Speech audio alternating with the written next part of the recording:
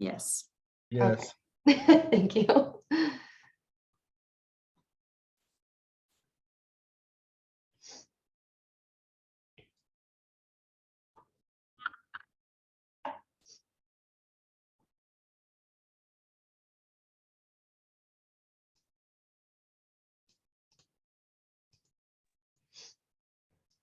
Okay, welcome to our pre-application webinar for fiscal year 24. We'll go ahead and get started. We've scheduled 90 minutes. We're going to go through a series of things, and then there will be question time at the end.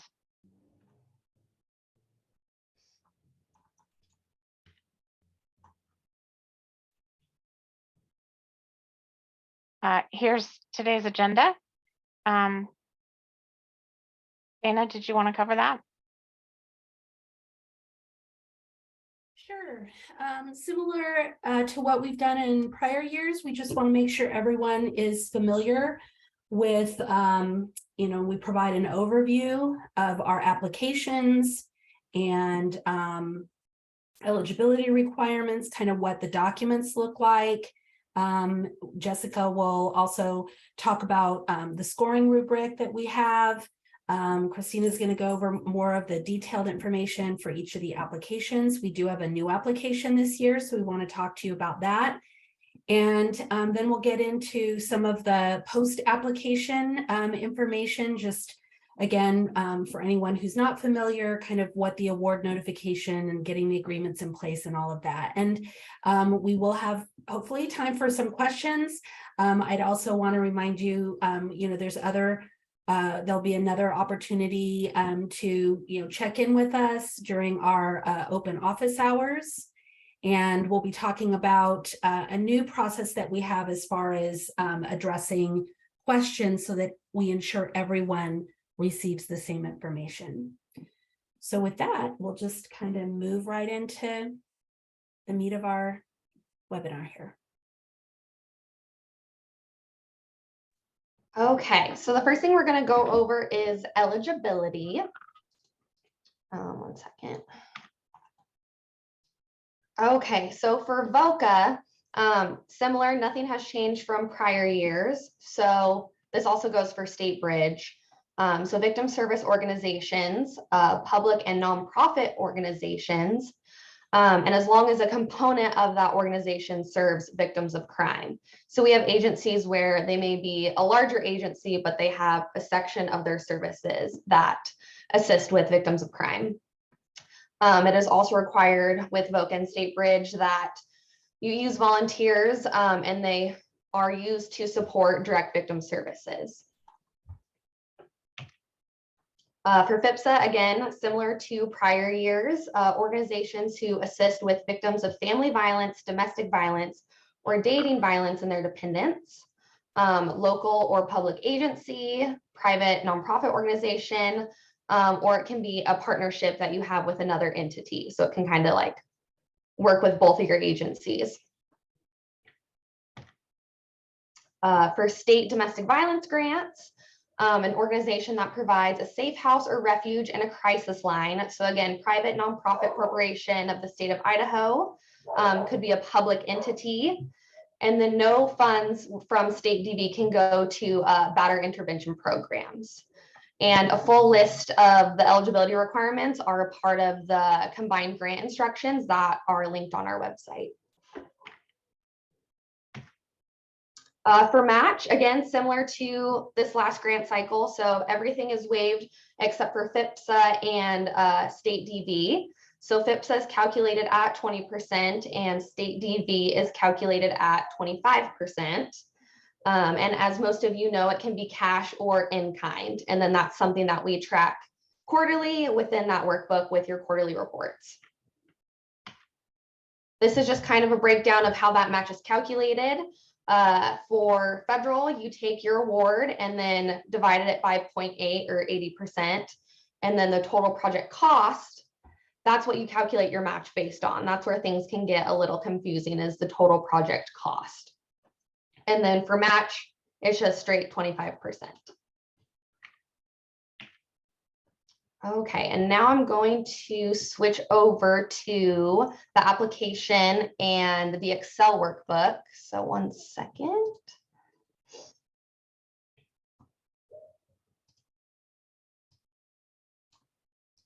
Okay, is it showing the application for you guys or is it still showing the PowerPoint? Application, sweet. Okay, so this year it is still in PDF, so it's a fillable PDF.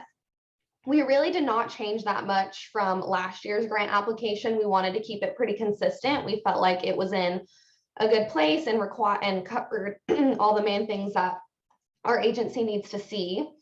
One thing I want to highlight, sorry for the scrolling, making everyone miserably dizzy. So right here is where it's slightly different than what you saw last year. So for goals and objectives, this is where we wanted you to tie into our strategic plan. And so for this year, we made it so it's a drop down. So you select the goal and then the objective specifically. So you can pull up our strategic plan while you're filling out the grant application and then click the goal that you want to connect with and fill it out. And so that way, when we go to review your goals and objectives biannually, we can see what you put in your application and then compare it to what you reported on each 6 months, which is what you guys are doing right now in that job form for the goals and objectives. The other thing that changed is, so instead of having the budget and finances in Adobe, just because that's a lot more tedious to try to get through, we decided to migrate it to an Excel document, which I think everyone's pretty familiar with since that's how we do our workbooks. So we essentially just move that into Excel and you'll fill it out the same, where you'll put in your amount requested under the different line items. There's a couple others. And then you should be able to also still insert extra lines. Even though the workbook is locked in certain areas, we added that permission to be able to insert more lines if you need other line items. And then over here is where you'll do the narrative description of the expense. Again, doesn't have to be anything super long, just a high level overview of what you plan on using that line item for. And then over here, you'll just indicate if it's a new or expanded service. And if it's not, then you can just leave it blank. So the same thing goes for down here with the indirect services. And then we have formulas to calculate what percentage of direct services are your overall budget. And then again, matches right here. This is where you'll fill out the source, whether it's cash or in kind, and then estimated value. Funding sources, this is where we're going to want to see all the different breakout of funding. This is how we scope reliability on our funds. That way we can see if programs are decreasing their reliance on our grant programs. And then over here is the personnel request. So this is where you'll put job title, wages, fringe and taxes. We know some people do hourly, some do salary. So if you do salary, please convert it to hourly. That way we're comparing apples to apples. The percentage of employee pay covered by our grants. And then if that position is currently filled or unfilled, because we know there can be a lot of turnover. And so if it's a position that you plan on using our funds for, but it's vacant, you can just indicate that. And then over here, this is where you'll indicate if it's an increase or decrease from the last grant cycle. So did the employee get a raise in this last grant period? Are you hoping to give them a raise with this future grant cycle? And then that way we can look at that from there. So that is that. I don't know, Dana, Heather, if there's anything else on the application you wanted me to call out. I feel like the biggest change was just the strategic plan. I would just say, yes, those are the areas where we changed. It's very, very, as Christina mentioned, very similar to what we did last year. So you'll notice the same general sections. You know, answers here or there may have been modified very slightly, but we're still asking basically the same question on some things. So again, a lot of the upfront stuff is just information about your agency. We want to get information on your request, just again, kind of a summary on that. There's different questions about your services and demand, your program operations, your financial, very much the same categories of information that we've requested in the past. And then also included in the application at the end are the various, it's the VOCA volunteer waiver request. If you're needing to request a waiver for volunteers, we do need to have that form signed. And then there's also the various certifications and assurances that are included at the end.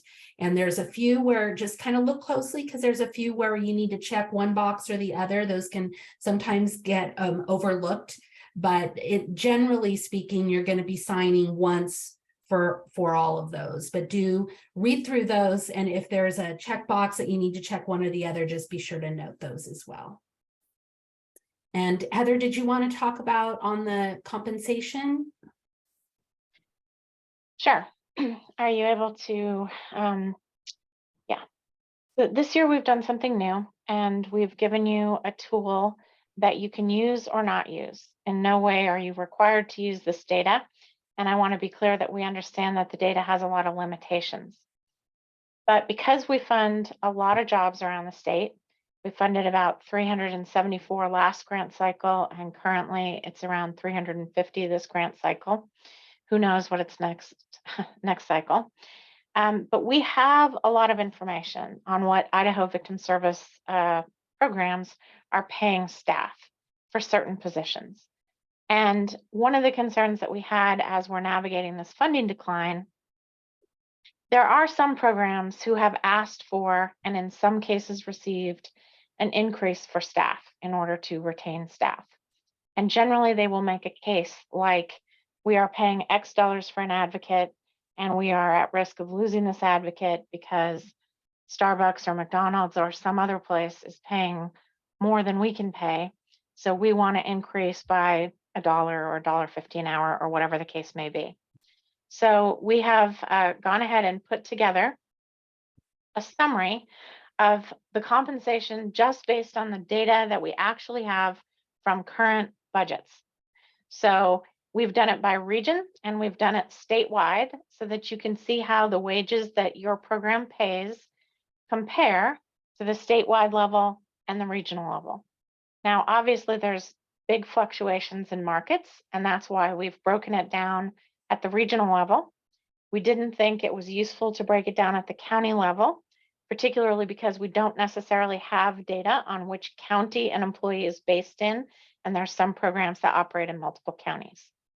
There is some data that is excluded. So for example, the wages that are paid for attorneys are going to be fundamentally different than the wages that are paid for some other types of positions.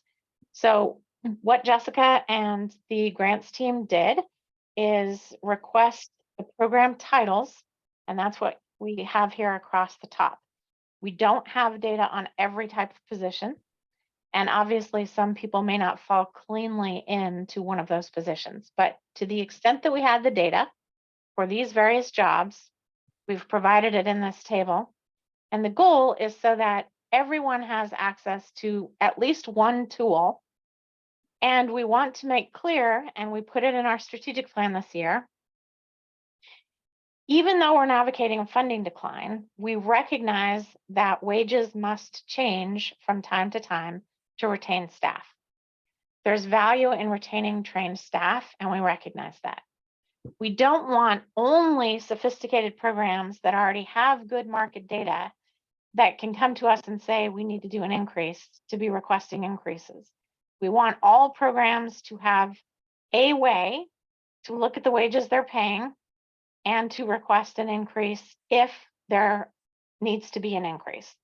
We are hoping that this does not lead to an onslaught of every program asking for an increase. That would not be appropriate. That is not what we are trying to do.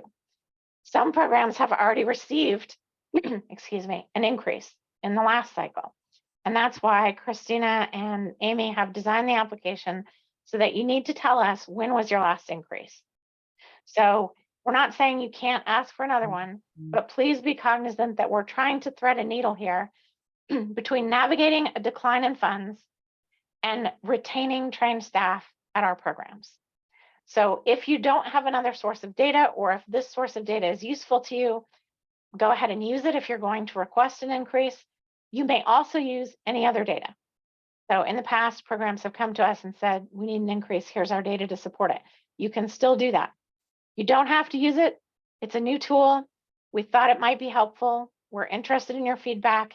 And the current plan is to annually publish something like this with our grant application with the latest data.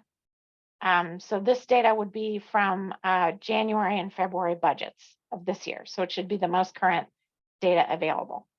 So that's all I have on that. You can ask questions at the end if you want. We are not setting any minimum wages. That's the only other thing I want to be clear about. We cannot do that, obviously. We're not going to do that. This is just a tool for you to utilize if you want to. So I'll hand it back to you, Christina. So I think that's that for kind of the Excel, the grant application, and then obviously, as Heather touched on, the compensation summary.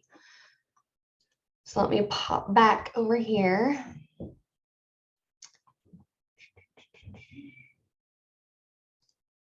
Oh.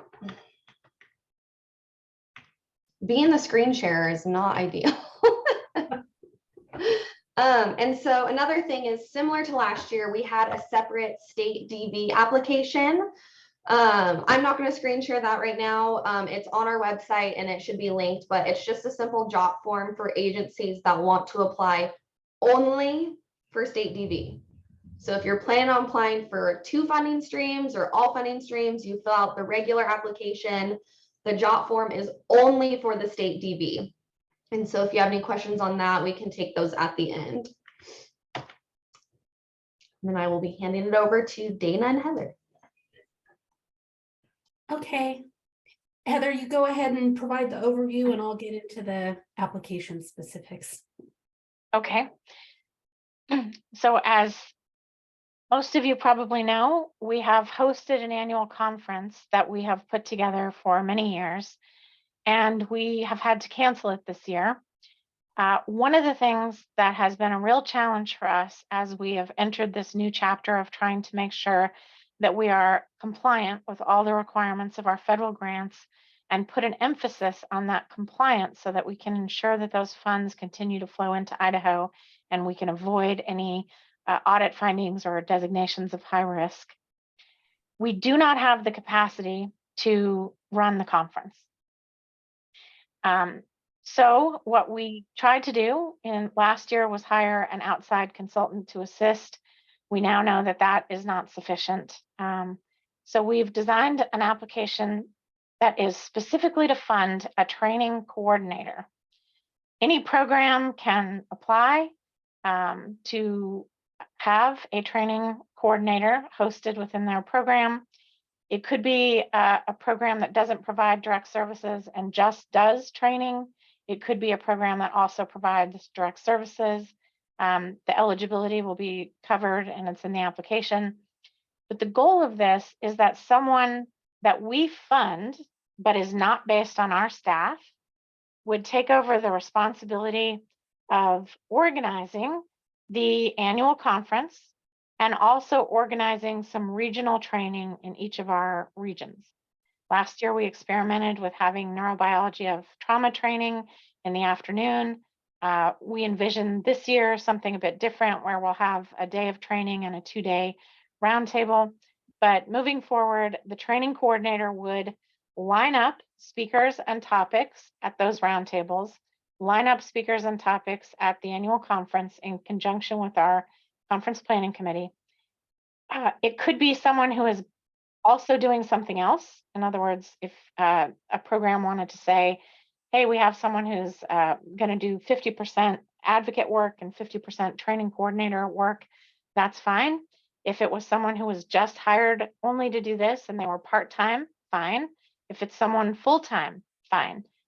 But the application will be required to say, here is how we envision this person, the rate we want to pay them, the hours they're going to work. Here's the skill sets that they have to do this training.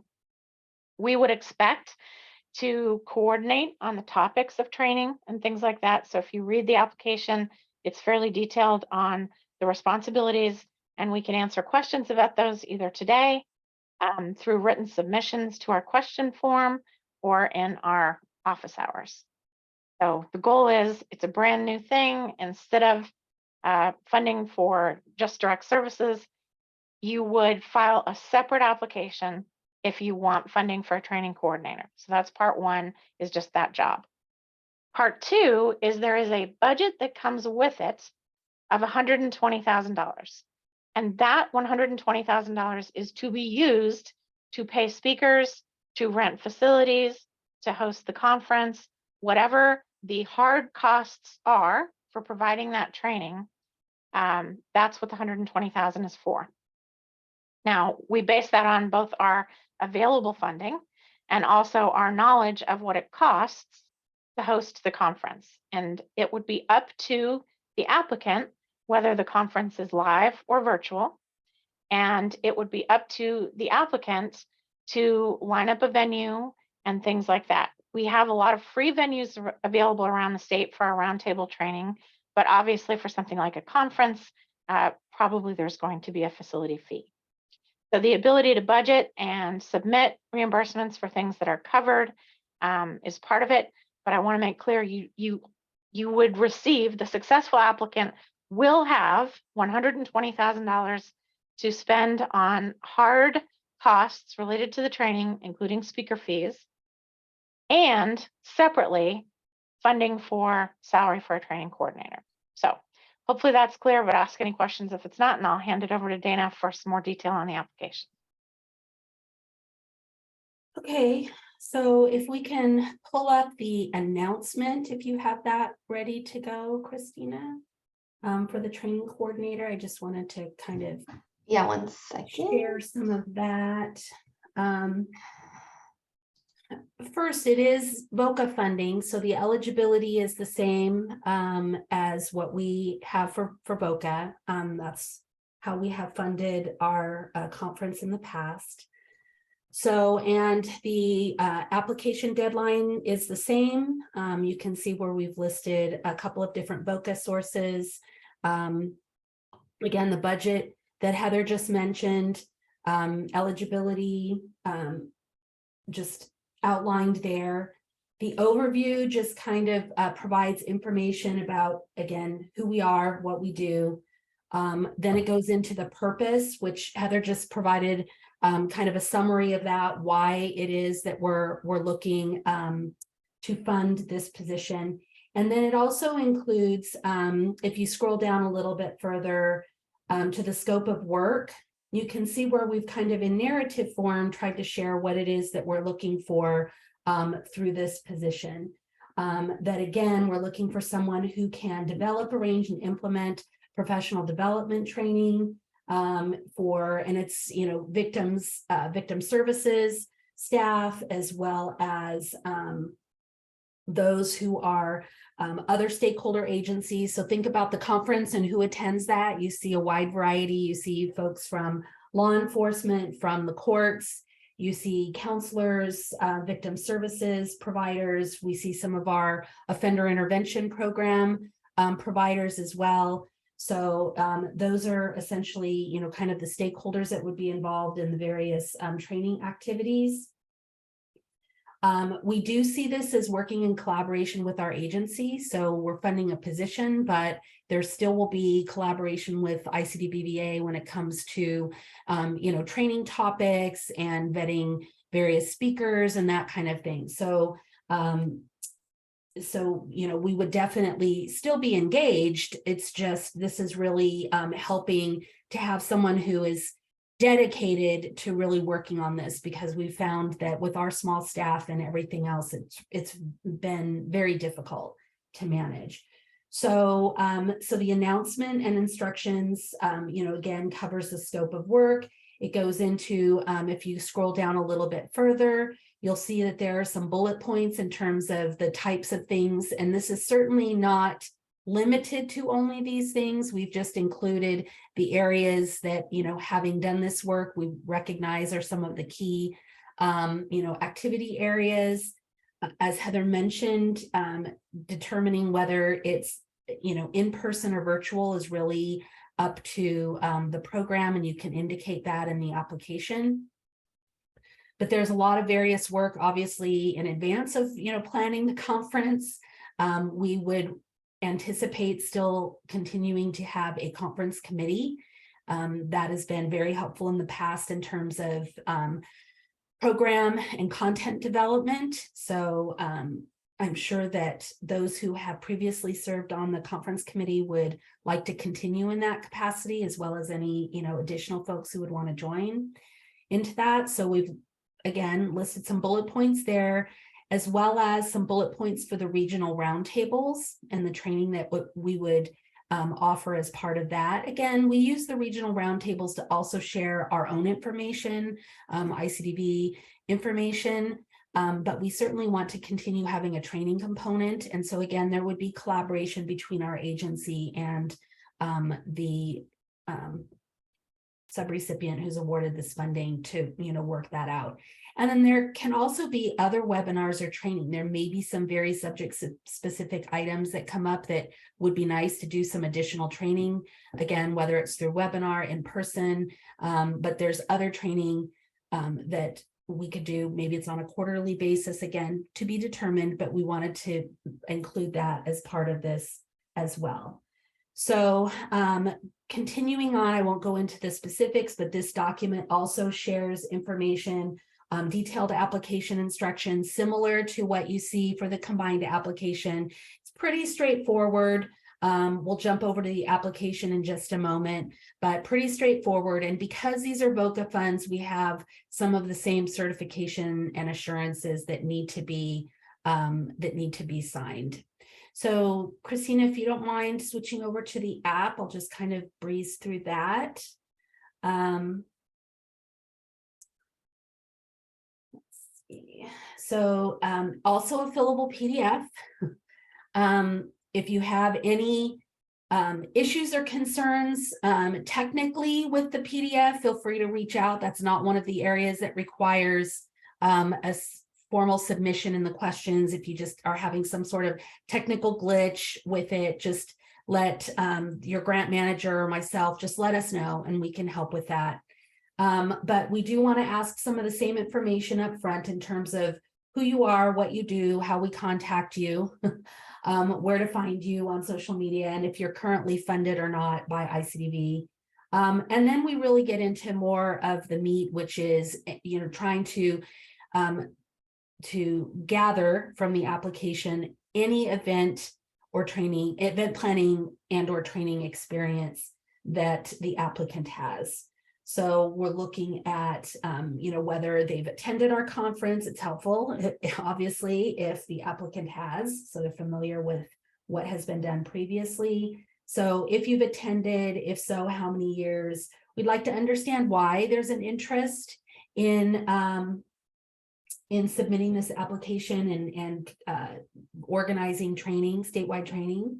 So we'd like to get some information about that.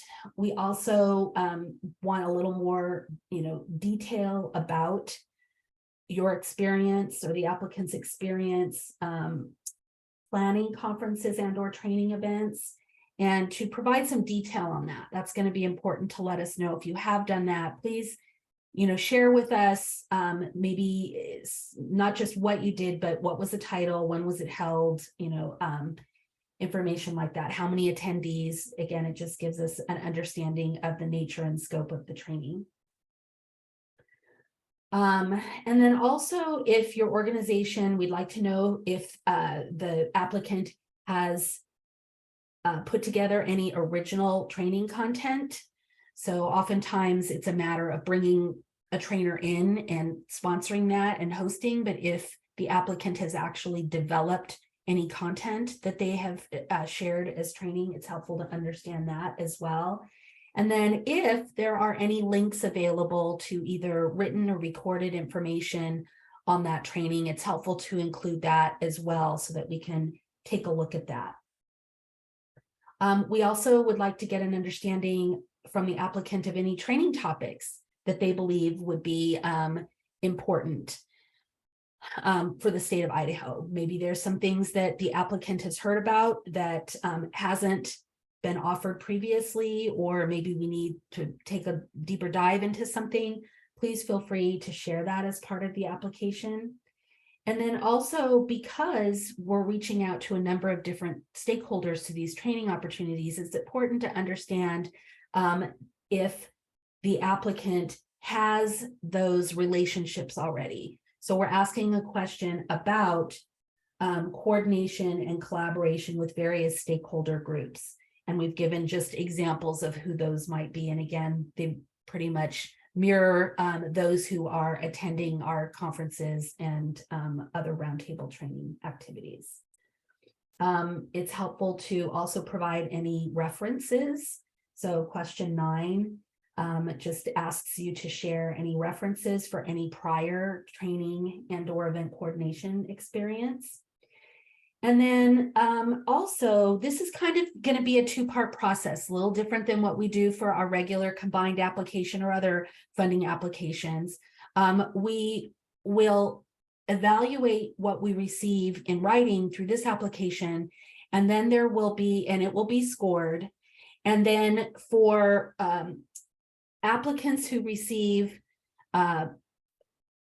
or exceed a threshold score, and Jessica will talk about the scoring in just a moment, but if they exceed the threshold score, then we want to invite those applicants to have an interview as well. So this is where we have some dates and times that we've worked out, because our applications are also evaluated by members of the council. So who are a little bit more difficult sometimes to nail down as far as availability. So we wanted to have this upfront and let applicants indicate what works for them. And so these are dates and times that we have set aside for this purpose.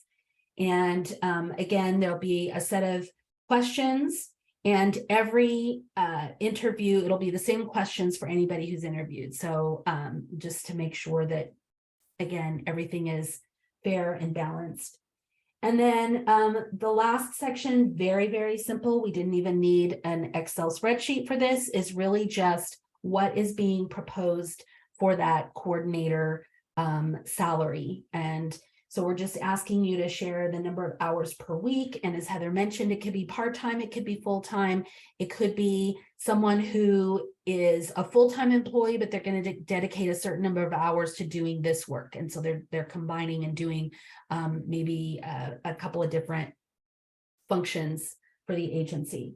So we'd like to get an understanding of the hours per week, the rate, obviously the taxes and fringe, and then what that totals up to. So what the total salary request would be. And then, as mentioned, there's up to $120,000 available for the actual hard costs.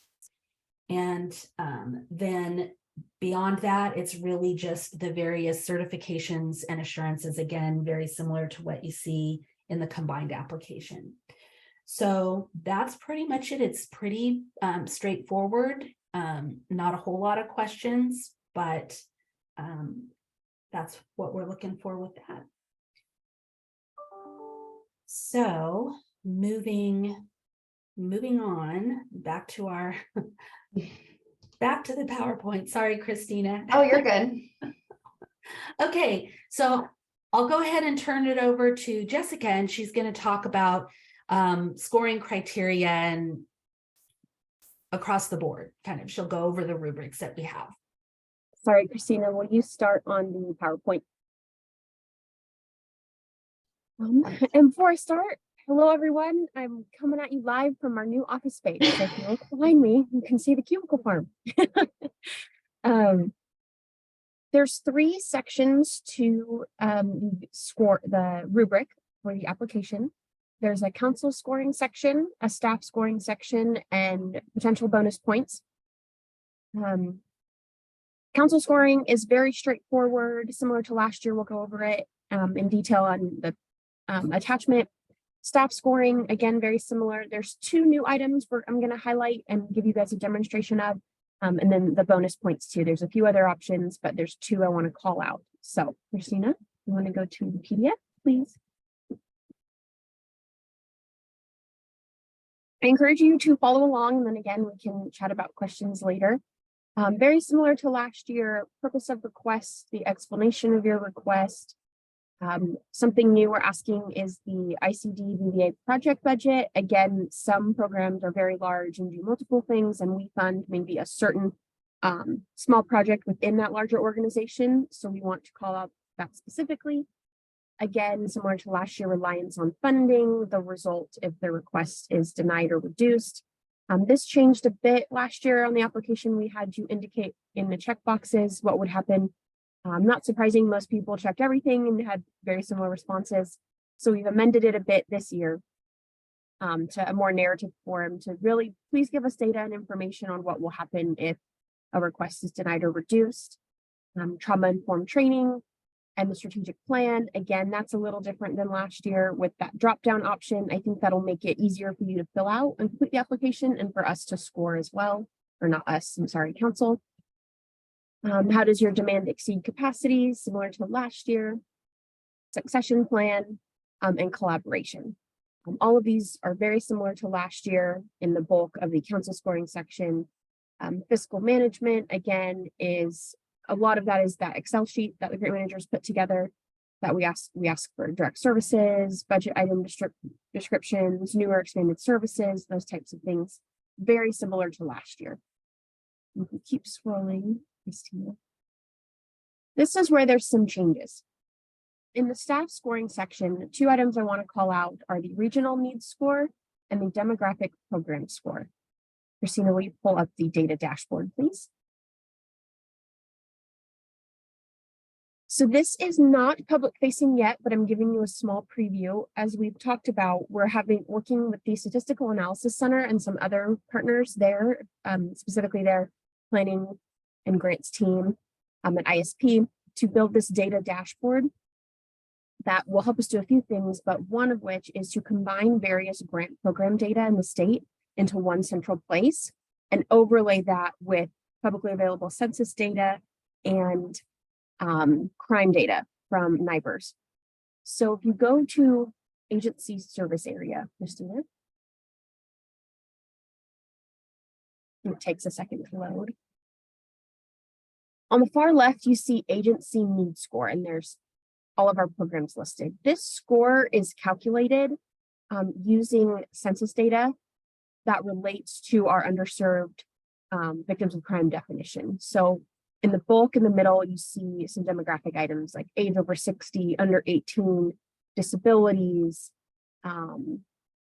limited English proficiency, population that are immigrants. All of this census data is publicly available, and we want to use it to be work towards data-driven decision-making. You do not have access to this yet. It is not public facing, but all of the data is public if you come through the census. So this spits out a demographic needs score for every program. So we're going to have each program divided in, or the programs that we fund, rank them into a top third, bottom third, and middle, and assign points based on that demographic needs score. That is not subjective in any way. All this data comes from the census or the American Community Survey. And we think it's a good way to get at our underserved definition and give programs score points based upon the need of that community. And then if you go back up, Christina, there is also ICD VBA region.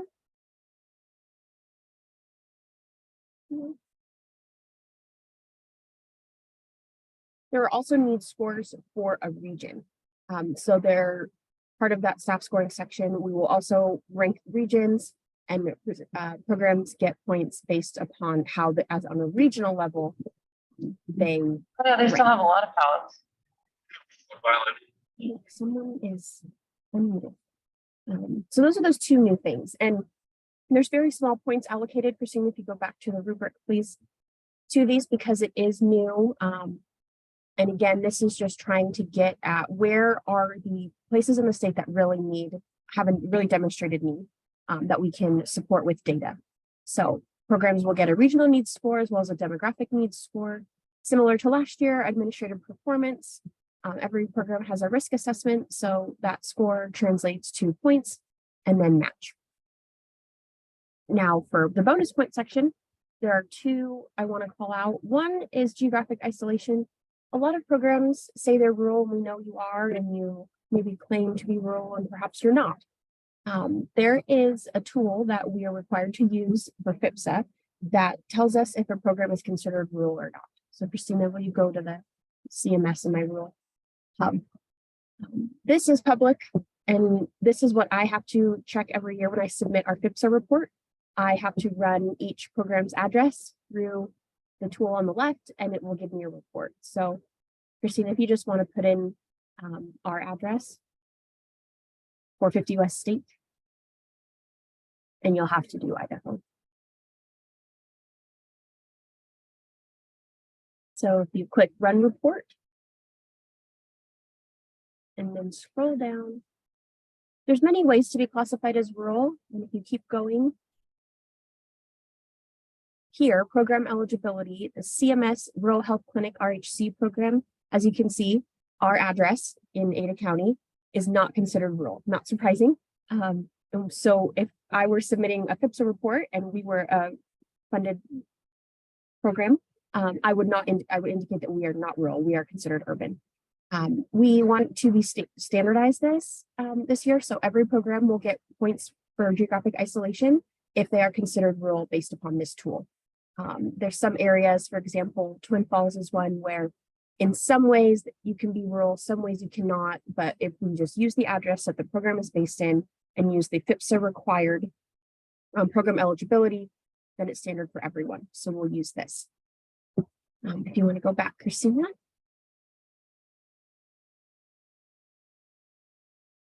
Thank you. And then here, we've been collecting demand data. As you know, and you report on that every quarter to me, we're going to offer up to 2 bonus points for housing or counseling if in any quarter of 2023, you had a wait list for housing or counseling. Doesn't matter how long it was, but at some time your demand exceeded your capacity because you did report a wait list to me. Very small bonus point options here because we move into data-driven decision making and relying on our demand data. I didn't want it to be worth too much because we want to keep it as equitable as we can. So there are small bonus points available. And again, that's bonus points, and I will be calculating that obviously because I collect the data. And then again, similar to last year, underserved victims of crime, that is a bonus point opportunity. Using strong data to tie back to our definition, which is in the application, you can get up to 5 bonus points. So that is for the grant application itself. I'll quickly go over the training coordinator as well. That one is much simpler.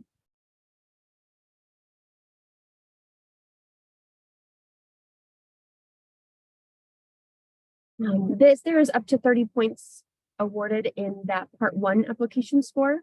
As Dana mentioned, for this position or for this application, there will be an interview. All programs that receive at least 15 points will be invited to an interview. And there will be a standard set of questions that every interviewee is asked by, I believe it's the council and maybe a staff member. So they'll all receive the same, will not get the questions in advance, and then get scored out of 20 points. So there are 50 available on this one.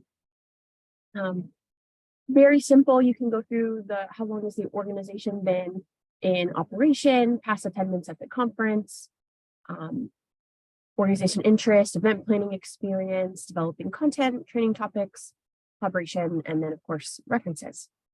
Very simple. And again, if there's questions there, you can ask at the end or in our new method that Digna will go over. Okay. I think that was it for me.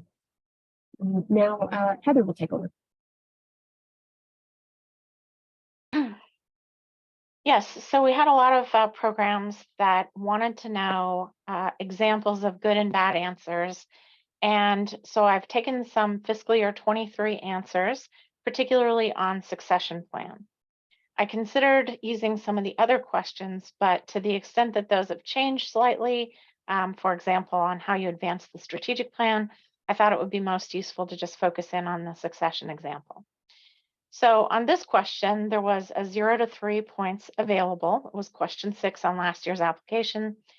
This is an example of a high scoring answer. Of the 4 scorers, it got the maximum points from 3 of the scorers, and it got a 2 from 1 of the scorers. Basically, this answer explains that a succession plan identifies which roles are critical, identifies how that critical knowledge is going to be shared with someone else, develops a plan for how to be ready to basically continue the functioning of the organization and the delivery of victim services without a struggle. It also explains that the risk of leaving has been assessed and that there is already a potential successor or person who could serve, at least on an interim level, to ensure that there's leadership in the organization. So there's not a checklist of what has to be in a succession plan, but generally speaking, the goal of a succession plan and the reason that we ask for one, we have actually had fairly high turnover among directors in our state, particularly as we came out of COVID for a variety of reasons. And we expect additional turnover. And when we fund a program, we want to know that the program has in place a plan so that if there's either an unexpected departure in leadership or a planned departure, the program keeps functioning and functioning well. There's continuity of services. There's not a big downtime where people are scrambling to meet their financial requirements of the grant. We have had some difficulty where when someone leaves the program, we end up with someone who doesn't know anything about the grant reporting or doesn't know how to submit budget reimbursements or doesn't know what the rules are. And that is not okay. We need to make sure that programs have a primary person responsible and a backup person. We need to make sure that programs have thought about and planned for how are we going to continue delivery of services and compliance with grant requirements if we have a change in key positions. This is not just the ED. This is the finance person, the person who does data, whatever is key at your agency, the program manager, that it will be different for each agency. So the goal is to have agencies tell us, what did you do to plan to make sure that you can remain grant compliant, fiscally responsible, and delivering whatever services we are funding? This answer scored well because it reflects all of those things. If you could go to the next slide, please. This is an example of not a good answer. We had low score. Everybody got a 0 if they had no plan. Hopefully by now everyone has a plan because it is required. However, if you have a poor plan, you can score very poorly. And this is an example of an answer that scored very low. This is not a succession plan. This is a hiring plan. This is when someone resigns, we will advertise the position. No, that's not a succession plan. That doesn't tell us how are you going to keep services available? How are you going to remain grant compliant? How is the knowledge that the ED has preserved?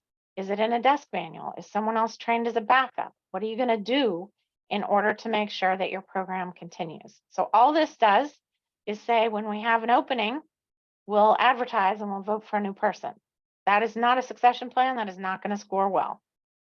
Next slide, please. This is another example that did not score well. Again, this says, well, we're going to work to do strategic planning to make sure that we have a pool of candidates. Then if there's an unplanned surprise, we are going to appoint a search committee. So again, this is a hiring plan. This says if it's planned, we're going to hire someone. And if it's an emergency, we're going to hire someone. And the process for hiring someone is different in those two scenarios. But again, does not in any way address how is the knowledge preserved, how are services available, what are the key functions. Now, a lot of answers only talked about the ED. So I want to emphasize that we are envisioning a succession plan as being all critical positions in an organization. So you're just giving us a quick summary here. You're not giving us the whole plan, but the goal is to encourage all programs to develop a plan. So that's all I have there on those sample answers. I will say that, again, last year, the feedback that we got from programs, when they got their award letter, every program received their application score. Everybody knew going in how it was going to be scored because of that rubric. It was quite obvious when scoring which programs looked at that rubric and used it in developing their answers and which did not. So we would encourage you to use those tools that we're making available. That's how they're going to be scored. And then we want complete transparency, and we want to avoid any concern or about favoritism or disfavoritism in any way. So we are not going to do any individual coaching. And I know that there are particularly some directors who do not like this. They want us to sit down with them and go over the application and tell them everything that they did wrong and everything that they could do better next time. We're not going to do that. We're making the same information available to everyone. You can ask questions in this public meeting.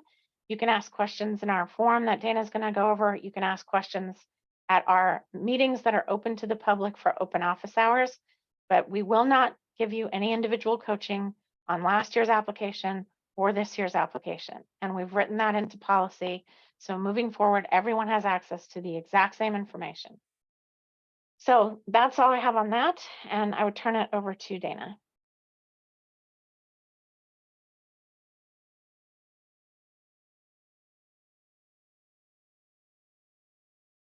You're on mute. Dana, you got to unmute. Sorry about that. I always put myself on mute because if I take notes, then you're hearing me type, which isn't a good thing.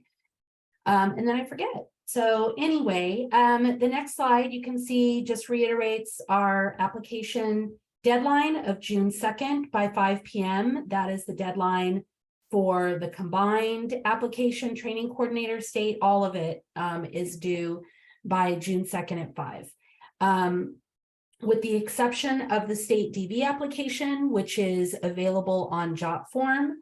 The other two that are fillable PDFs, as well as the budget documents for the combined application, all of it must be submitted to our info@ email address.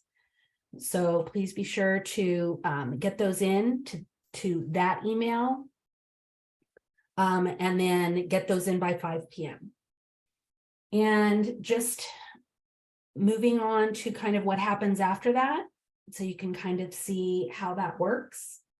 Moving on to the next slide after that, you can see sort of a very simple timeline, but we receive everything in June. We use that time during June and July to do an evaluation of the applications. And again, we have staff members who score, but also members of the council score as well. So we do that during that time frame, and then we have council approval. Actually, the date got moved, and so it's not actually going to be in July. Sorry about that. We should have updated this, but early August we have the meeting scheduled, and July was a little compacted schedule-wise for some folks. So we will be doing final scoring and awards the beginning of August. And then right after that is when we get out award letters and we start working on those sub-award agreements with the health and welfare contracting team. So you should start seeing the sub-award documents coming to you again via email from Department of Health and Welfare, likely towards the end of August and early September. We certainly like to turn those around as quickly as possible. And we want everything in place so that your award can begin as scheduled on October 1st. Just to reiterate, we are not able to, you're not able to charge any expenditures to your grant until we have a signed subaward agreement in place. So if we don't get it until October 3rd or 4th, then there's a few days there during the grant term that we are unable to reimburse any expenses in that time period. So that's why we Try to get those out ahead of time, and you may hear some follow-up from us to make sure that we receive everything on time. So that's pretty much how the process works. And we're open to any questions, and all of us can take questions. I see that there's been some that have come in through chat. Some of them were related to the data and scoring portion. So Jessica, I think, has maybe answered some of those in chat, but we're all available to answer any questions that you may have. I'll just say, Feel I know free to this was a lot unmute of, yourself. Sorry, feel free to unmute Sorry. yourself if you have a question. I know this was a lot of information and perhaps a lot to digest. Remember, we have our office hours, and that is a public place where you can ask questions. So if you need time to digest and think about it, we'll be there too, available there. Yeah, office hours. And then, as we've referenced a couple of times, there is a forum. There is a place for you to ask questions. It's a JOT form. And you're able to submit your question. And then when we answer that question, both the question and the answer will be posted on our website. So that way everybody has the same information. So if any of you have ever worked for public agencies where there's procurements, this is very commonly done related to procurements, so that again, everybody has the same information, that questions are shared with everyone, answers are shared with everyone.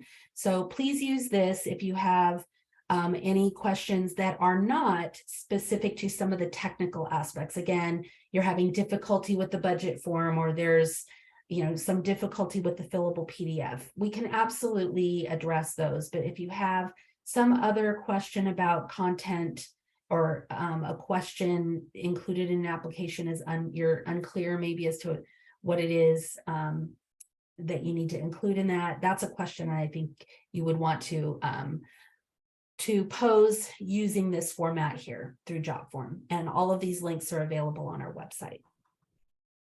So with that, any other questions? We're all here to assist. One thing I did want to make sure to cover, although we did not get this worked into the slides because of where we are on the budget cycle, we have roughly the same amount of money available for fiscal year 24 awards as we do for fiscal year 23 awards. It's coming from some different sources because obviously we have less DV Bridge. We have $2.5 million DV Bridge next year, and we have $6 million this year. But as part of the board presentations that we gave around the state, we gave those slides where we showed that funding is basically stabilized this year and next year with a combination of one-time funds that we have, and those funds are still available next year until they're expended, and a VOCA extension that allows us to spend part of our VOCA award that would normally expire 1 year later. Now that we have an appropriation, I'll be doing some budget modeling over the next few months for the next year ahead. But for right now, for these applications for fiscal year 24, you should assume that we have roughly the same amount of money as we do for fiscal year 23, which means that we do not expect to see large increases in budget requests. We would expect to see fairly stable or hopefully declining requests. We'll be working on ways to try to make sure that any money we do not award in fiscal year 24, we can award in 25. And we are still navigating a funding decline. As we said in our newsletter, our next VOCA award is about $300,000 less than last year's VOCA award. So we do still have some things to navigate ahead, but they probably will not occur until fiscal year 26, possibly 25. We'll be able to give you that information later this summer. But for this application, treat it as very similar in terms of levels to fiscal year 23.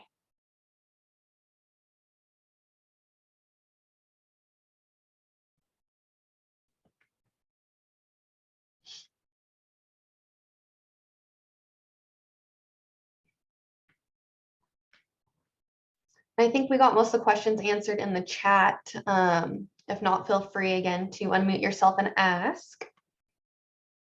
I do have a question about the grant application. In part 4, the program operations, where it asks about the staff and volunteers. That first question where it asks how many total employees does your organization have in this fiscal year?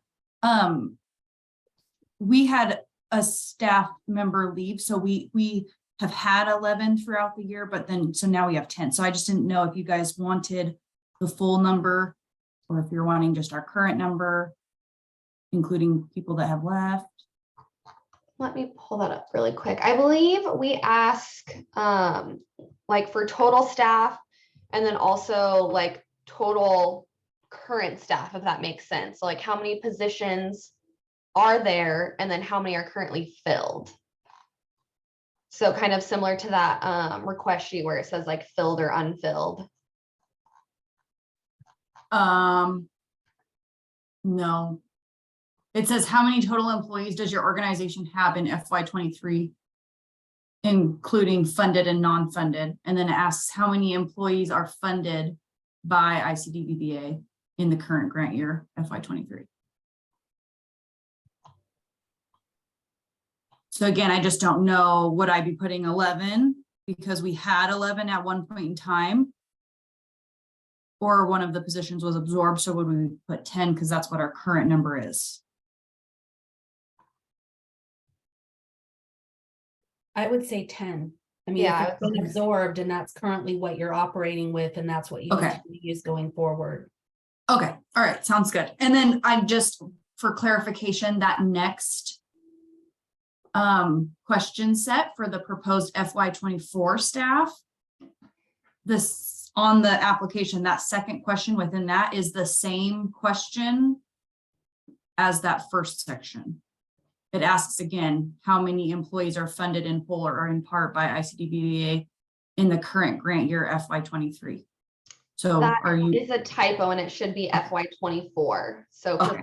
FY24 staff. And then, yeah, that's first part will be FY23, second part FY24.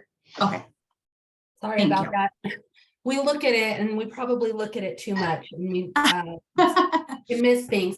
And we can update that and fix it, but our website posting person, you may notice that Amy is not on the webinar today. It's because she's heading out of town for a conference coming up. So so we will likely be able to make this correction and get it reposted.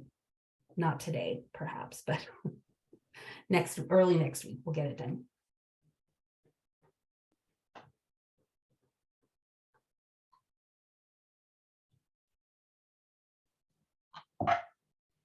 Any other questions?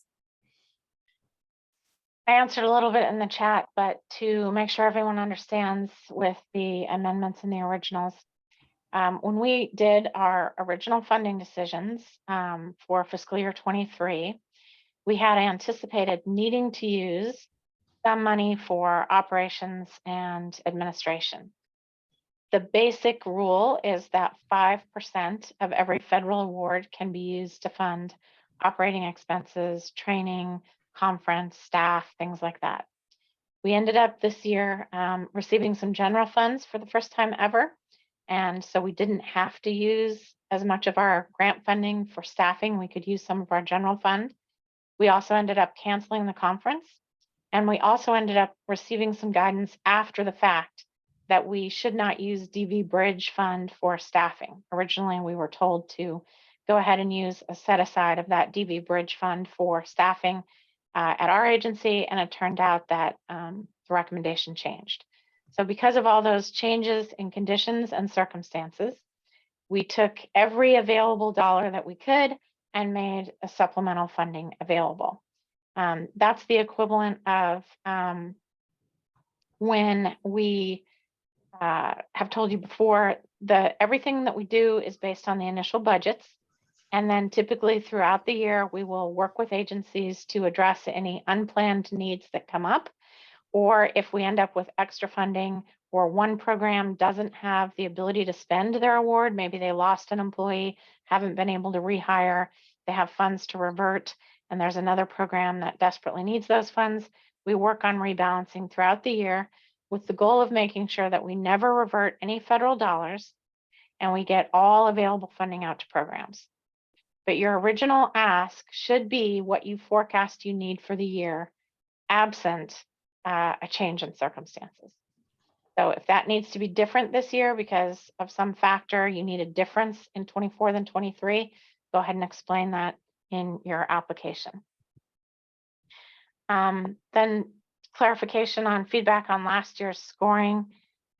We provided in each award letter, every program knew what their score was on the application, and that score reflected 4 scorers. It was the average of all 4 scorers, 2 council members and 2 staff members. So for example, if you got an 85, you didn't get an 85 from all 4 scorers, but that was your total weighted score in the end, 85. And we also gave you a rank. So you know out of all applications received, was yours in the top, was it in the middle, was it in the bottom? So we provided all of that information to everyone. We did not give you any individualized coaching or explanation on your particular score answers or your particular application answers, unless there were comments from the scorers that we thought you should know. So if there were comments that scorers made in scoring, like this was very confusing or this was not a good response for whatever reason, if there were specific comments, we went ahead and put those in your award letter. So that's the only information that you will have on last year's scoring. You know your score, you know your rank. If it didn't say anything about comments, then there weren't any that you need to know that were flagged by scores. There were just general comments, like nothing that needed to be called out.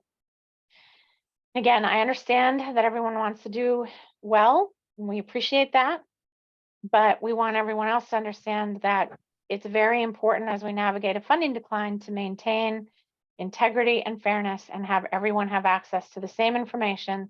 It was obvious that in the past there were some concerns that some people had information that others didn't, or that some programs were favored and others were disfavored. We've worked really hard in the last 2.5 years to move completely away from that, make sure that everyone has equal treatment and equal access to information. And it is just fundamentally unfair to give individualized coaching to one applicant and not another. So we just do not do that. We put out the scoring rubric, we put out the score. I've given you the sample answers on succession plan and some guidance there.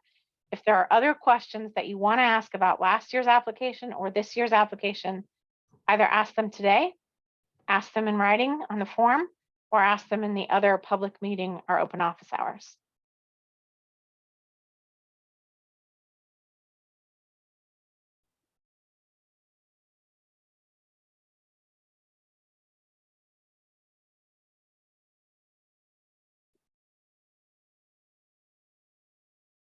If there aren't any other questions, we can wrap everything up, but speak now if you have some questions. Otherwise, again, we have other opportunities. We realize you might want to digest this a little bit, but we're all here at the moment. Don't stress about the data dashboard either. Jessica gave you a little preview of that. It will eventually be public facing so that you can see all that information and you can use it in pursuing other grant applications.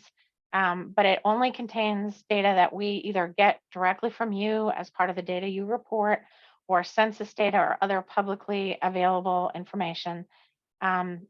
Jessica will go through later with you when we deploy that dashboard, which will probably be sometime in August. We're still working on the details, but we hope that will be a useful tool for everyone moving forward, and it will help us do some targeted funding opportunities. You can see that the training coordinator is our first attempt at that. We know that there's a gap in providing necessary training. We don't have the capacity to do it, but we do have the capacity to fund it. So we're going to try and target that. In the future, it could be that we're trying to target a gap and fund a SANE nurse in a particular location, or fund a particular service in a particular location. We will be working with your data and working with the dashboard to identify and target those gaps moving forward. But you don't need to stress about it. It's not going to in any way harm your application. It's a minor part of fiscal year 24. We're introducing the concept and it'll be rolled out, and there will be more utilization of that next grant cycle in fiscal year 25.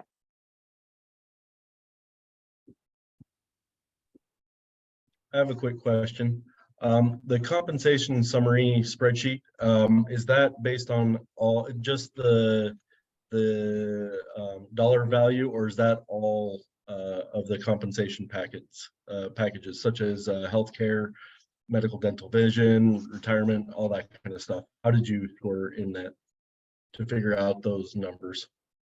Or was that That is a just a Great question, Scott. That does not include fringe, I don't believe. It is just like salary, hourly, that's it. okay?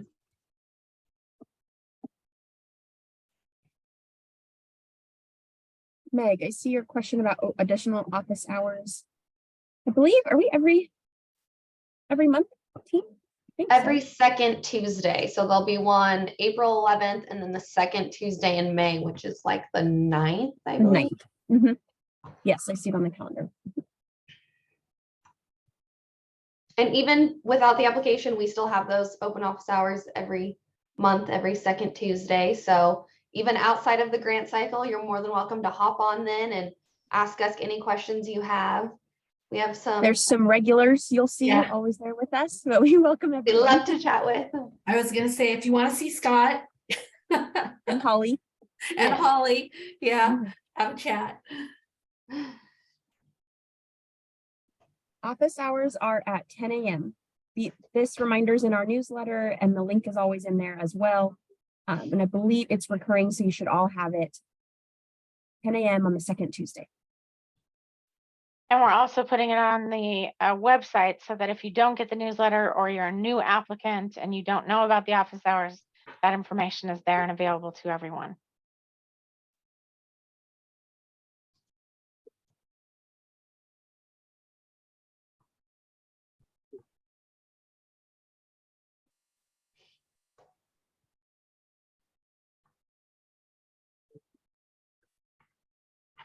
Well, if there are no other questions, I think we can wrap up for the day. So unless there's any other final words from our team. I don't know if anybody has anything else. Heather, is there anything else that you needed to share, or are we good? Nope, we hope this is a smooth cycle for everyone. We hope that it's a streamlined process. We're always open to your feedback after the grant cycle closes. We'll ask you about if there's anything on the application that you'd like us to do differently last year. We'll talk about it in our roundtables. We're always open to that, but we hope it's smooth and we hope that the new tools are useful to you. That's about all we have. I hope you understand the reasons that we're being so careful about individualized coaching. That's not designed to be a penalty. It's designed to make an even playing field for everyone. We also don't have the capacity, quite frankly. We cannot sit down with 47 programs and give you 30 minutes on what you did well or not. We just don't, we couldn't do it if we wanted to.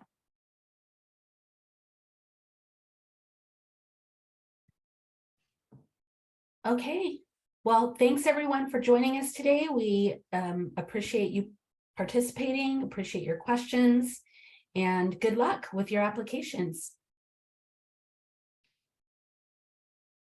Can I ask one quick more question? I just had a thought. Sorry. So I know that you gave us our score from on the last one and where we scored out of the other applicants. I was wondering in the future if it's been talked about or if it's possible to get an average of that rubric so we know where our strengths and where our weaknesses actually lie. Is that something that's been discussed? Is that something that might be possible in the future?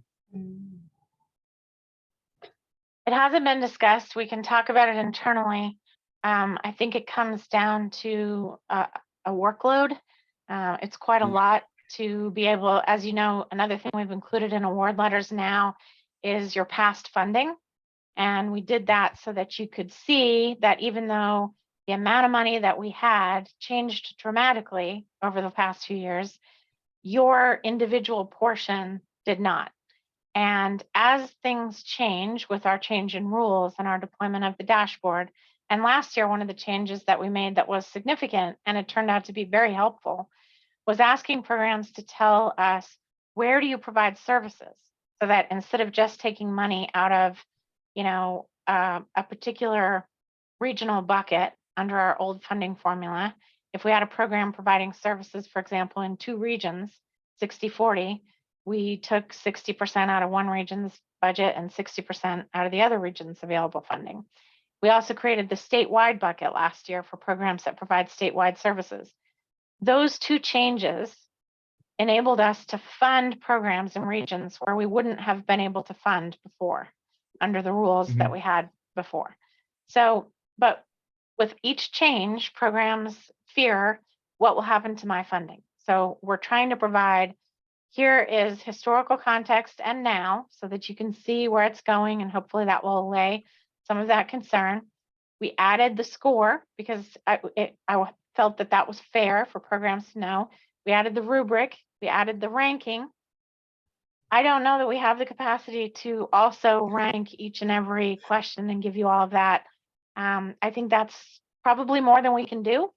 We can talk about it internally, but getting 4 people to do those letters, everyone has a little slice to go in. It's already kind of a very, very large project. So if I had to decide right now without talking, I would say no. We can discuss it, but I think they're probably unrealistic. I will I commit, understand, Scott, and that to makes thinking. complete sense. I will commit to thinking through it and see if there's a way without making it more work. I'll talk about it over the next month or 2 with the team, and maybe for the future. That's fine. I was just thinking the score is fantastic, and it gives me a global idea of how did I do on this grant cycle. But I know that there was also some points in there that it probably didn't go as strong. Is that something that I had control over? Is that just because of my unique circumstances with my program, who were serving, that kind of stuff? Just trying to figure out how I can bolster that in the future was my process. We really do want these applications to be about the services and the program, not about aiming for an A on the test. So, we try to make it so that you're not doing long narratives, and we're trying to move away from the best grant writers get the best score and move into about programs. The example I was thinking of more specifically was the example that you'd use specifically with regards to Succession plan. Yes, my succession planning. Did I score as well as I could have? How can I build that up where it's a better succession plan? Though that's more what I was thinking than I just want to get an A on the test. But I completely understand the problem that it arises as well. I'm sure we can talk more on Tuesday if there's more on your end or mine. I'd encourage you to talk to your grant manager during monitoring about your succession plan. That's something that's included in the monitoring now. And that's the opportunity really to talk through, does our succession plan work or not? That's the type of thing that is better done in a one-on-one instead of an application that the council's reading. Okay, thank you.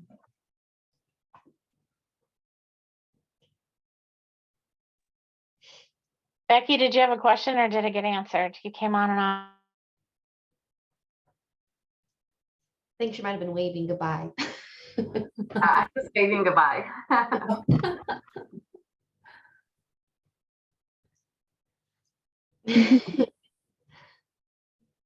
Okay, then I think going.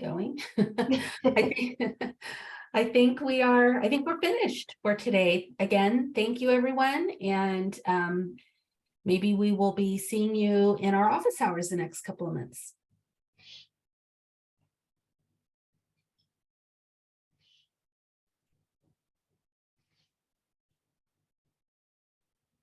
I know no one wants to be the first to leave, but we're done.